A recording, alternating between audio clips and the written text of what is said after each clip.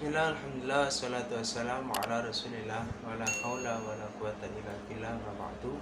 Salamatuddinna wa dunyana wa akhirana wa binati du'a al-qabul. Syarillahilahumul fatihah. Sampai berjumpa lagi dengan saya Pak Arif Rahmatullah dalam mata pelajaran Al-Quran Hadis. Pada hari ini saya akan menjelaskan tentang unsur-unsur di dalam hadis. Materi ini termasuk penting untuk kita ketahui, penting untuk kita pelajari, mengingat bahwa hadis itu adalah sumber hukum di dalam Islam kedua setelah Al-Quran. Untuk itu, mengetahui unsur-unsur hadis ini juga sangat penting untuk menjaga kemurnian dari sebuah hadis. Unsur-unsur hadis ini adalah hal-hal yang harus ada di dalam sebuah hadis. Apabila ada salah satu unsur yang tidak terdapat di dalamnya, maka tidak dapat dikatakan sebagai sebuah hadis. Apa saja yang termasuk di dalam unsur-unsur hadis? Setidaknya ada 3. Yang pertama ada rawi, ada matan, dan yang terakhir ada sanad. Pengertian dari tiap-tiap unsur ini apa saja, silahkan disimak dengan seksama.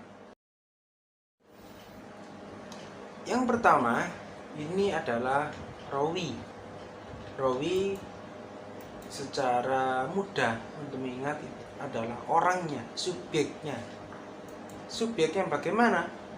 Kalau di dalam beberapa catatan referensi, rawi diartikan sebagai orang yang menyampaikan hadis dari guru kepada orang lain. Artinya rawi ini adalah penyambung lidah dari Rasulullah hingga sampai kepada pentakhrij hadis atau orang yang mengeluarkan hadis. Syarat-syarat untuk menjadi seorang rawi atau hal-hal yang harus dipenuhi oleh seseorang sehingga dia bisa dikatakan sebagai seorang rawi adalah, yang pertama, dia harus adil. Adil dalam arti dia istiqomatuddin dan al-muru'ah. Istiqomatuddin artinya dia senantiasa menjaga diri untuk melaksanakan seluruh perintah ajaran Islam dan meninggalkan seluruh larangan di dalam Islam. Sedangkan al-muru'ah adalah orang yang menjaga martabat diri sendiri sehingga tidak menimbulkan orang lain mencelanya atau menghinanya. Sebagai contoh, seorang imam masjid besar berjalan-jalan di tempat yang tidak semestinya atau di tempat yang menimbulkan fitnah. Hal ini dikatakan orang tersebut tidak bisa menjaga muru'ah atau tidak bisa menjaga kehormatan dirinya sendiri. Nah, orang yang tidak bisa adil artinya tidak bisa istiqomatuddin dan tidak al-muru'ah, berarti dia tidak bisa menjadi seorang rawi, karena syarat-syarat rawi adalah salah satunya bersifat adil. Yang kedua, dia tentunya harus seorang muslim. Yang ketiga, dia balik dan berakal. Yang keempat, tidak pernah melakukan dosa besar dan tidak pernah melakukan dosa kecil. Dan tidak tidak sering melakukan dosa kecil. Yang terakhir, yang kelima, untuk menjadi seorang rawi, seseorang harus mempunyai dobit atau mempunyai ingatan yang kuat, mempunyai hafalan yang kuat. Nah, kelima syarat rawi ini menentukan kualitas dari seorang rawi.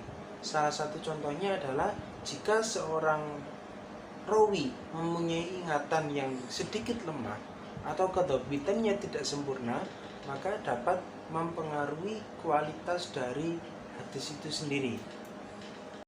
Baik, unsur hadis yang kedua itu adalah sanad. Sanad dalam bahasa dan dari sudut pandang bahasa bisa diartikan sandaran atau jalan. Artinya jalan yang mengantarkan hadis tersebut sampai kepada Rasulullah.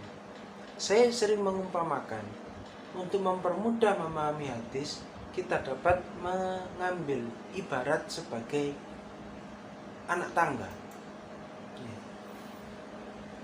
Anak tangga yang mengantarkan seorang pentakhrij hadis sampai kepada Rasulullah. Rasulullah menyampaikan sebuah hadis, disampaikan kepada para sahabat, maka para sahabat itu bisa dikatakan rawi pertama atau orang pertama yang mendengarkan hadis dari Rasulullah. Dia menempati posisi sanad yang pertama. Kemudian di bawahnya dari para sahabat disampaikan kepada para tabi'in. Maka para tabi'in itu adalah perawi kedua, perawi tingkat kedua maksud saya. Kemudian dari para tabi'in disampaikan kepada tabi'in, generasi setelahnya tabi'in. Maka mereka dinyatakan perawi tingkat 3. Dari tabi'in disampaikan kepada tabi'in, maka mereka dinyatakan sebagai perawi keempat dan seterusnya sampai kepada para mukharrij atau pentakhrij hadis.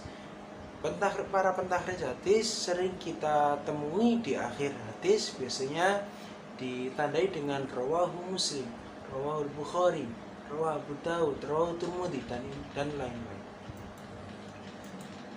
Satu rangkaian dari anak tangga ini maka itu disebut satu sanad.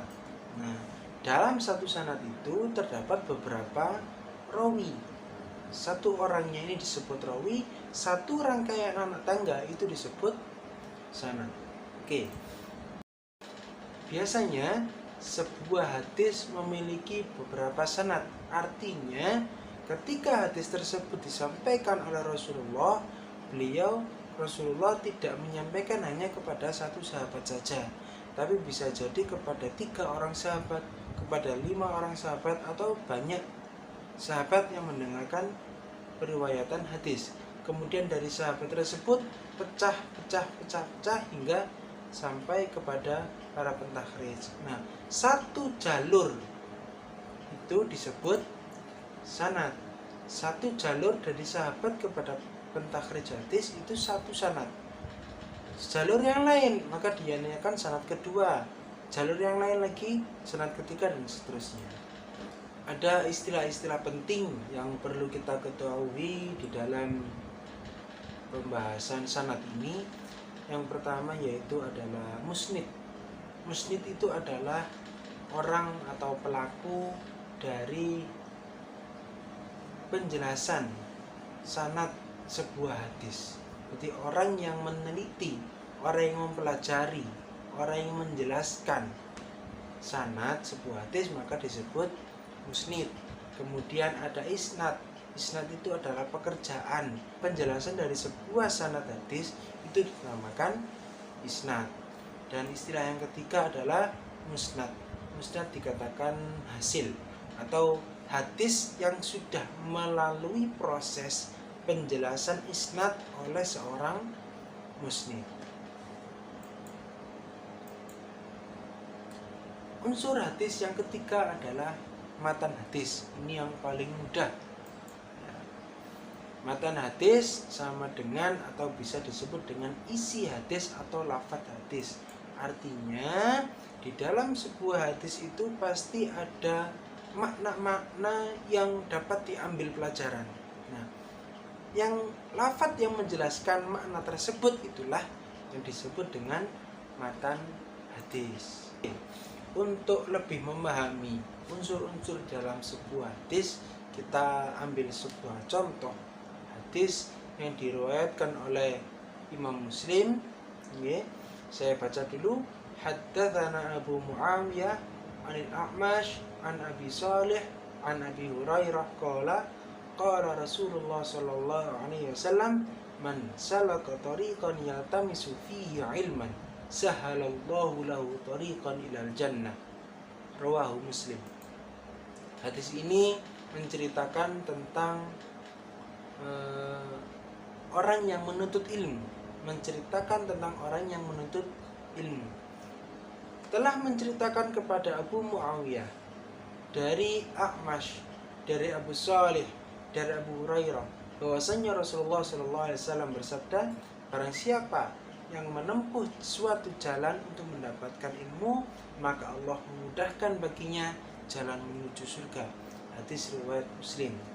Oke, kita peradeli, kita bongkar sebuah hadis ini, kita cek apakah hadis ini sudah memenuhi unsur-unsur hadis yang 3 tadi. Yang pertama adalah dari segi rawi, silakan dilihat. Untuk lafaz yang berwarna merah, yang saya tandai atau saya warnai merah, itu adalah para perawi, yaitu Abu Muawiyah, A'mas, Abi Shalih, Abi Hurairah, dan Imam Muslim. Sedangkan sanad itu adalah gabungan antara yang berwarna merah dan yang berwarna biru. Satu rangkaian itu disebut sanad. Haddatsana Abu Muawiyah an A'mas an Abi Shalih an Abi Hurairah qala, dan seterusnya. Dari sanad hadis ini, perawi pertama itu adalah Abi Hurairah. Ya, artinya orang yang paling dekat dengan Rasulullah atau orang yang pertama kali mendengar hadis dari Rasulullah, yaitu Abi Hurairah. Kemudian dari Abu Hurairah disampaikan kepada Abi Shalih menyampaikan kepada A'mas disampaikan kepada Abu Muawiyah, kemudian disampaikan kepada Imam Muslim. Unsur yang ketiga yaitu matan. Matan adalah lafaz yang saya beri warna hijau, yang memberikan makna tertentu atau menyampaikan informasi tertentu. Informasi yang disampaikan dalam hadis ini adalah barang siapa yang menempuh suatu jalan untuk mencari ilmu, maka Allah akan mempermudah jalan baginya menuju surga. Alhamdulillahirabbil alamin. Kira-kira itulah yang bisa saya jelaskan dalam materi unsur-unsur hadis. Semoga apa yang saya sampaikan bisa memberikan manfaat. Allahul muwaffiq ila aqwamit thoriq. Wassalamualaikum warahmatullahi wabarakatuh.